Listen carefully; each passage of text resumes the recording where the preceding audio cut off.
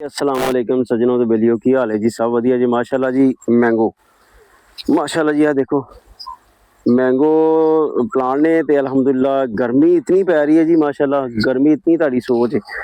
और ये तुहानू भी पता हैगा ਉਹਦੇ ਵਿੱਚ ਇਹ ਦੇਖੋ कि गर्मी ਦੇ ਵਿੱਚ ਜਿਹੜਾ ਨਾ ਪਲਾਂਟ ਚੱਲਣੇ ਜਿਹੜੀ ਨਾ ग्रोथ करना रोक ਦਿੰਦੇ ਨੇ। ਜਿਸ ਤਰ੍ਹਾਂ ਇਹ गर्मी सीधी नॉर्मल जाएगी तो टैंपरेचर हाई होना शुरू थोड़ा होएगा तो ये पौधे ग्रोथ च आ जाएंगे। देखो इस तरह ही जितने अंब दे ने पौधे, कुछ पौधे ਜਿਹੜੇ ਸੁੱਕ भी गए ने और ये दोबारा ਜਿਹੜਾ गर्मी की ही वजह तो ये मसला बनया। तो इस तरह ही ਜਿਹੜੇ ने देख लो माशाल्लाह। तो ਐਰਕੀ ਅੱਗੇ भी मैं एक दफ़ा आया सा तो इतने पौधे ਜਿਹੜੇ ਸਨ ਨਾ ਸਾਰੇ ਹੀ फलते सन ਜਿਹੜੇ ਆ ਲੱਗੇ, लेकिन ਐਰਕੀ ਕਿਸੇ भी फल नहीं चुकिया। तो मजीद असी इंशाल्लाह अगे देखते हैं।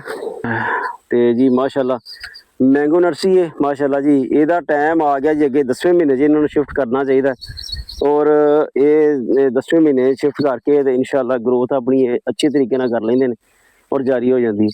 तो अल्हम्दुलिल्लाह देख लो माशाल्लाह जी।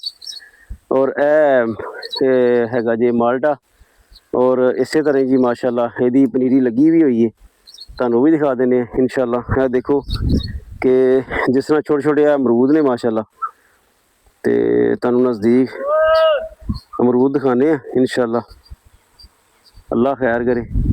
देख सकते हो जी माशाल्लाह जी। यह देखो माशाल्लाह जी, नाल नाल कलमां लगियां सन गुलाब दियां। ते अल्हम्दुलिल्लाह जी बड़ा प्यारा गुलाब देखो माशाल्लाह जी। छोटे छोटे पौधों ने फुल उठाए हुए ने ते माशाल्लाह बड़ा प्यारा गुलाब है जी।